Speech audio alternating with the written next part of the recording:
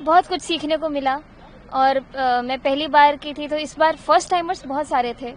तो मुझे ऐसे लगा कि सिर्फ मैं अकेली मैं ही नहीं हूँ, बहुत सारे ऐसे लोग हैं जो पहली बार विधानसभा में एक विधायक के रूप में चयनित होकर के आए हैं।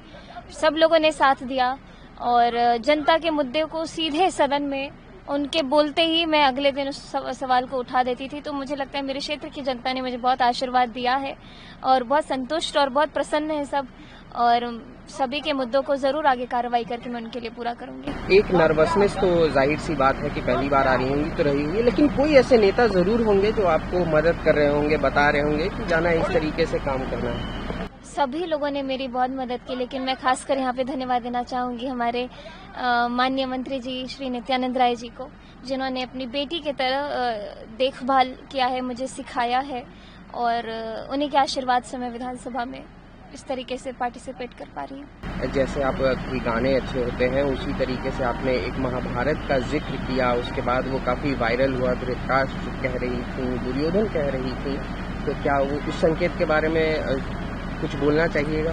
वैसे तो सदन की बातें सदन में ही ख़त्म हो जाती हैं। कई सालों से लोग अपनी वाक्पटुता के लिए जाने गए हैं, बहुत सारे ऐसे लोग हैं, और महाभारत रामायण से ही उसकी कथा सुनते ही मैं बड़ी हुई हूँ। मेरा संस्कार ही में ही ये सारी कथाओं को सुनना एक शामिल रहा है, और मैंने किसी का नाम नहीं लिया। मैंने एक परिकल्पना की एक ऐसे माहौल की जिससे मुझे ये कहानी याद आई, लेकिन ठीक है।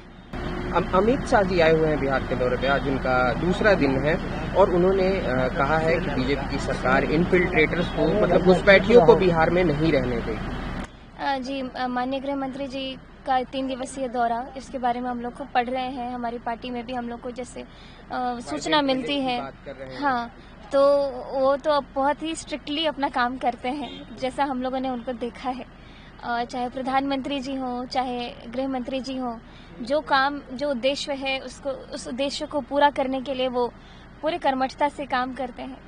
तो बस देखते हैं आगे कैसे। इस पूरे सदन के समय में एक मुद्दा बना रहा महिला सुरक्षा, आप इसके बारे में क्या कहना है? सभी लोगों ने अपनी अपनी बातें कही, और सदन जितने टाइम चला उतने में जो जो घटनाएं जहाँ हुई, सभी चीज़ों को सदन में डिस्कस किया गया। माननीय हमारे मंत्री जी ने भी काफ़ी कुछ इस पे बोला।